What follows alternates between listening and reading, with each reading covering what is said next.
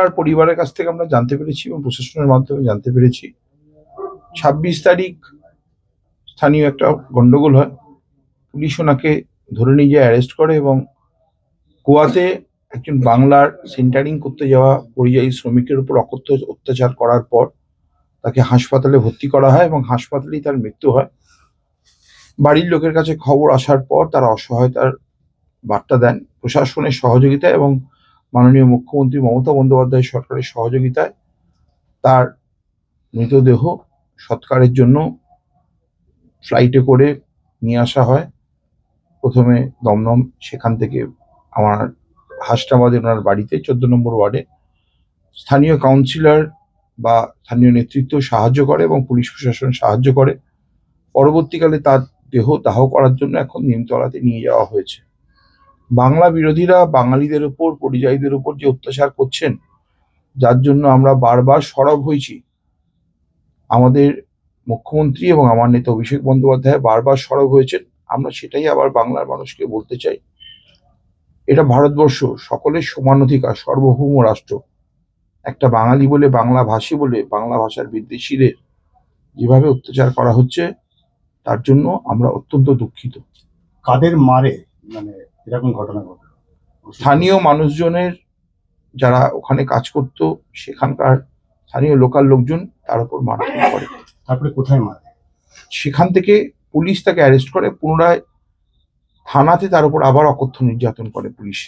সেখান থেকে পুলিশ তাকে লোকাল হাসপাতালে ভর্তি করার পরেই তার মৃত্যু। তা কবে এই ঘটনার কথা জানতে পেরেছিলেন? আমরা জানতে পেরেছি বুধবার দিন, যেদিনকে নিয়ে গেছে তার পরের দিন বুধবার, মঙ্গলবারে ওকে নিয়ে গেছে। কারা নিয়ে গিয়েছিল? পুলিশই নিয়ে গেছে। কোথার থেকে নিয়ে গেছে? ওখানে একটা ওপরে বিল্ডিং এর ওপরে উঠেছিল, সেখান থেকে। কি কাজ করতো? ও মিস্ত্রি কাজ করতো, ওই সেন্টারিং কাজ করতো কোম্পানির হয়ে। আচ্ছা, তারপরে কি জানা গিয়েছিল যে কেন ধরে নিয়ে গিয়েছিল? কেন ধরে নিয়ে গিয়েছিল সেটা আমরা বুঝতে পারিনি। ওই ওপরে ছিল বলে নাবিয়ে পুলিশের হাতে তুলে দিয়েছিল, ওই ছাদের ওপরেতে নাবালো, আমরা সেটুকুই শুনেছি। বললো যে ও নিয়ে যাচ্ছে, তারপরে এখান থেকে লোক ও ফোন করে বলেছে যে আমার নিয়ে যাচ্ছে পুলিশে। ওরা একটা বন্ধুকে বলেছে যে আমার পুলিশে নিয়ে যাচ্ছে, দাদাকে বল ছাড়ানোর জন্য। ও মালিক যেখানে কাজ করে সেখানে বলেছে, তা এনারা গেছে বিকালে, ওনারা আমাদের বললো যে গিয়েছে লোক, আমার বললো, তো আমি বললাম তো আপনারা গেছেন ওখানে?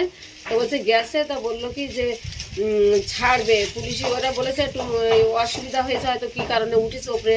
তা ওনারা বলেছে কি আমরা দেখবো। দেখে হসপিটাল থেকে ফোন করেছিল যে হচ্ছে এরকম আপনাদের ছেলে দেবানন্দ সানা বলে মাকে ফোন করেছিল যে এখানে ভর্তি আছে, পুলিশ এসে দিয়ে গেছে। তারপরে পুলিশ তার আগে একজনকে ফোন করলাম, ওখানে যারা ওর সঙ্গে কাজ করে, যে ফোন করলাম যে পুলিশ কেন নিয়ে গেল? বললো তা তো আমরা জানি না, পুলিশ নিয়ে গেছে। এবার পুলিশ নিয়ে সন্ধ্যে বললো যে, তখন বললো যে থানায় ভালো ছেলে নিয়ে গেল, বা থানার মধ্যেও দেখলাম ভালো হাঁটা চলেও করছে, কিন্তু থানা থেকে মেরেছে কিনা তাও বলতে পারবো না এখন। তারপরে দেখি হসপিটাল থেকে এসে, হসপিটালে ওরা বলছে যে এখানে নাকি আর সেলাইন টানতে পারিনি। কোথায় কাজ করতেন উনি? ও গোয়াতে কাজ করতো। কতদিন কাজ করতেন গোয়াতে? তা প্রায় 14-15 বছর আছে। এই মারা গেছেন কতদিন আগে? মারা গেছে হচ্ছে 26 তারিখে। তো মানে আমরা সন্ধ্যাবেলা শুনতে পাচ্ছি যে মারা গেছে, কিন্তু ভর্তি হয়েছে 23 তারিখে পুলিশ নিয়ে গেছিলো, 24 তারিখে সকালবেলা